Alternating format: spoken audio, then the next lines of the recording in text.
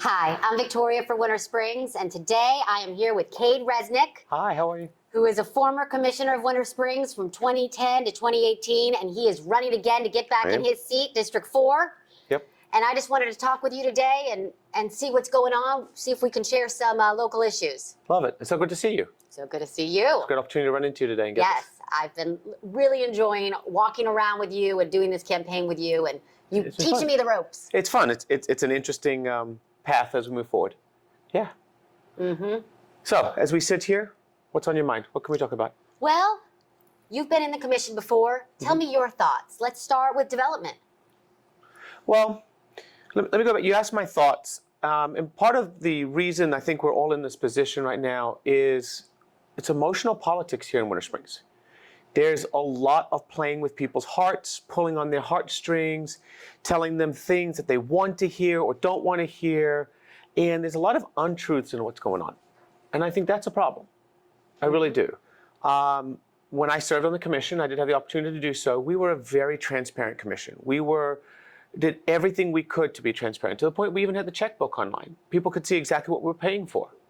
We had opened ourselves to our city staff to be able to speak with community. We had gotten ourselves as far as we could to be as transparent as we could. Now we shut that all down. And I think a lot of what we're putting out in the press, we're using the press as a bully pit.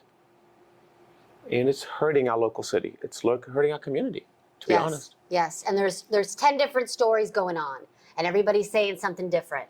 Right. So what's the real story? Right. What's the truth? And until we honestly put the truth on the table, where all the commissioners are talking, everybody has a say in what's going on. And in that, then when you get to commission meetings or you see commissioners outside of City Hall, they all know what's happening. They all know exactly what's there. And when you go back behind and say to a developer, is this happening? Or to a vendor, is this happening? Or a local restaurant, everybody's actually got the same story. Right. Because I am hearing so many stories right now. Right. Is Walmart real? Is it not real? You know, who's making it an issue? Who's not? And it's just, all over the board. Well, and thanks for bringing up Walmart. It's a very interesting piece. So this came to light all of a sudden. And the next day, there's the one commissioner, and he's going to have a meeting, which means he would have already booked the hall before this ever came to light. Talk about emotional politics, right? And so let's follow that along the line. Because I have the background, I called the property owner, and I said to the property owner, hey, can you do me a favor? Can you please tell me what's happening? And she says to me, I can confirm that I've been having conversations with City Hall, that there is a Walmart that has asked to be on this property. And I said to the property owner, I said, well, have you approved of this? She says, I haven't approved of it, not approved of it. We're just moving through the motions.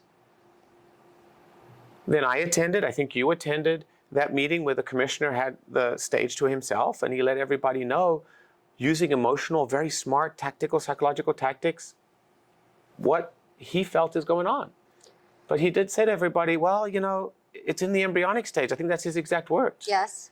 Yet, in order to get there, somebody had to, in this case the developer, present to the city a plan, which means it's sitting at the city, even if it's at stage 1. Mm-hmm. And then last week there was a commission meeting, and the commissioners were adamant, this is not happening, this is not happening. Well, it's never happened. In fact, I think they said it's never happened. How can you go from maybe it's happening, it's never happened, it could happen? What's the truth? Right. Very confusing. I agree. Yeah. Wow. What do you think we could do? When we get in there, what will we do about development? How will we make this different? Well, as a city, development's an interesting conversation because people do not want development. People have come to me multiple times. I'm sure they've come to you as you've knocked on doors and said, no development. I would love to offer them that as a truth and say, you know what? We're done. No development. So what I can tell you now is we can say no development if it's homes. No development if it's apartments. Yet, if you look at what's called our comprehensive plan, we do need commercial development. We are a city that is at 96% residential, and unless we do add commercial to our city, our tax base is going to be affected.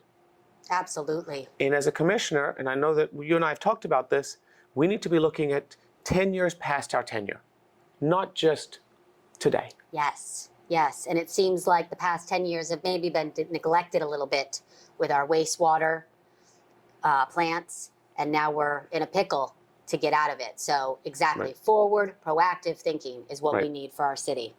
We do need that. We do need that. You bring up wastewater. Yes. It's a very interesting conversation. Yes. Very interesting. So again, as I shared with everybody before, I've sat on the commission. I've had the benefit of being there, and our focus was to fix the drinking water. Okay. Okay. Your current commission of the last 4 years has spent the time telling everybody our reclaim facilities are broken, our reclaim facilities are bad. I'm not denying that there were some issues. Yet, only 20% of our community uses reclaimed. That's correct. Everybody else is using potable water Well, 100% of our community uses drinking water. for their irrigation. No, not for their irrigation, to drink. Okay. But don't they use some potable water for irrigation And as so, well? yes, 2/3? 100% there. Yeah, my misunderstanding. Yes, Yes. yes. Yes. So 80% of our community irrigates their homes with drinking water, Right. drinks the drinking water out of their taps, Yes. uses the drinking water in their bathtubs. Yes. And it's not great for us. We need to actually go back and redo all of those. We have three facilities we need to redo, and we need to redo the pipes to your homes. Right. So that we can use reclaimed water for irrigation rather than using potable water, drinking water for your lawn. We are wasting water. And water is gold. It is a precious resource. And we're kind of acting like it's not until it's going to be too late. And then we're going to be having to do all these different instrumentals, desalinization and all these different things to be able to get the water that we have today that we're taking for granted. Right. And if we take a step back from that, and I agree with you 100%, water is gold. But we need clean water. Yes. So we need to get to our treatment plants, rebuild those. We did have a plan in place to rebuild those. And this current commission took that money and moved it to reclaim, to rebuild it. So now we have a fund of zero. Give or take about $100 million is what's going to cost now to rebuild those. And I don't know where we're finding the money. But we have to be honest with the taxpayers. We're probably going to have to go and say, we need to rebuild these. We're going to get bonds. We're going to have to find some specialized method to rebuild our treatment facilities, redo our piping for our drinking water. And then, yes, we need to go back to the homes and back end reclaimed water at the same time. Yep. Yep. So, to our citizens, yes, Victoria and I are running. We're both learning from each other what we can bring to the table, but we're also going to have a very honest conversation about water. Yep. And Yep. so you ask what we can do on the dais. That's day one. What honest conversation do we have on the dais? Right. And the things that I would like to pursue as far as the wastewater is concerned, number one is to get us back into compliance, get us, take care of these consent orders that are now on hold because of the supply chain and everything's being pushed off to December. So we're pushing it off even more. So wastewater, why aren't reports being done timely? Why are there discharges that aren't being reported? I mean, 50 items with lots of fines and no communication why. And then, of course, drinking water. Right. What I'd like to do is get an independent lab, one that doesn't sell equipment, and go to them and get 5 different homes in 5 different districts and have them test the water. And we also test it for PFAS. We also test it for some really deep chemicals that maybe the city's not even looking into. We do a really deep analysis and see where's the good water and where's the bad water and see it for ourselves. Right. Because the drinking water has been up and down and all around since I've been here, which is 20 years. So I put a home filtration system in my home. I have a drinking water, the jugs. I do everything that I can because I'm fearful of it. And I've heard horror stories. And I don't know if there's any truth to it as far as autism and cancer linked to drinking water, but I think we should look into it. I agree. Yes. So, Cade, it's just been amazing doing this all with you. We've got 2 more months to go, 2 months down. Yes. What's next? What else we got on our plate? What else are we gonna? What else do we have to do to make sure that we can communicate to the residents of Winter Springs that we are the right choice and we're the ones that are going to work and we have the energy and we have the resources to be able to perform for our neighbors? Right. Well, and I think, to your question is a great question. I think that we are individual thinkers, and that is so important. We've come to this as separate entities. We've met each other. I've gotten to know you, which is great, and I've enjoyed every part of that. I think it's important that we come up there with different ideas. I think it's important that we're up there, we dialogue openly, we bring different perspectives to the table. One of the things I used to really enjoy is, to my right used to sit Joanne Krebs. That lady knows everything, okay? And she would tell me, like, this is your thought, this is a thought. And we would go back and forth on the dais, of course, legally. And then, to my left used to be Pam Carroll, and we would have differences. All three of us were different. Yes, there were other people in the commission, but all three of us were different. But yet we worked ways together to get everything into the mix that we found a way to make our city work. Yes. Just mentioning those two ladies, we don't have that right now. Yes. We have realistically a one-path system. We do have a commissioner who's in charge of everything. And yes, some people might say, well, that's not fair, but it's true. Go to the meetings and see. And we need different voices. We need a path where we have different views, different voices, but still with the community of Winter Springs at heart. Absolutely. And then the other thing to your question is we need to reach out to our other communities who we have shuttered. We have removed the relationships with our other communities, and we need to bring them back to the table because we need to know what the county is doing. We need to know what our community, Oviedo's doing, and Longwood's doing, and Castleberry's doing. We even need to know what Orange County's doing because we need to know what the Metro Plan idea is for all of our traffic. Right Absolutely. now, 417 is being redone. But the state's not involved with us because we've pushed them away. So there's a lot of reasons I'm coming back to the table is to bring our community back to what it was. Yes. And with your expertise of being a professor and also a teacher, tell me, what's our Winter Springs relationship with the Seminole County School Board? Well, that's a very long conversation, but I'm going to try to make it as quickly as possible. It's been severed.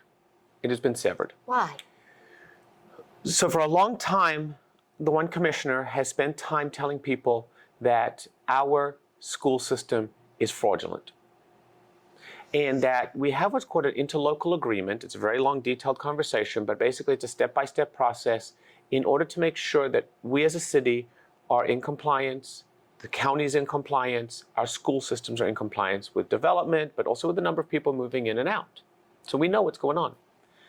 Our city has actually taken themselves out of the interlocal agreement. So like I said to you before, we were supposed to work with our partners. We are the only city not involved with this. Our commission has said, well, it's because our schools are at capacity. There's no truth to that statement at all. We are not at capacity at our schools. And even if we were at capacity, which we're not, there's ways to balance things because every year you have fifth graders leaving an elementary school, you have kindergartners and first graders coming in. So there are balances. As I speak to you today, we're nowhere near capacity, okay, at any of our schools. That same commissioner has told people we're going to bus students to Geneva. He's going back to a 25-year-old program that did happen. And I've spoken to all the school board members, I've spoken to the school board staff, and they have said there's no reason for any of that. We've got enough schools now in Winter Springs. So we're not involved in what's called the interlocal agreement. Okay.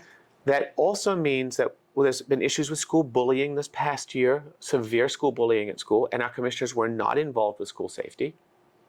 Our police officers are no longer involved with the schools because we don't have an interlocal agreement. And certain contracts that were in partnership with the city and the schools have been removed.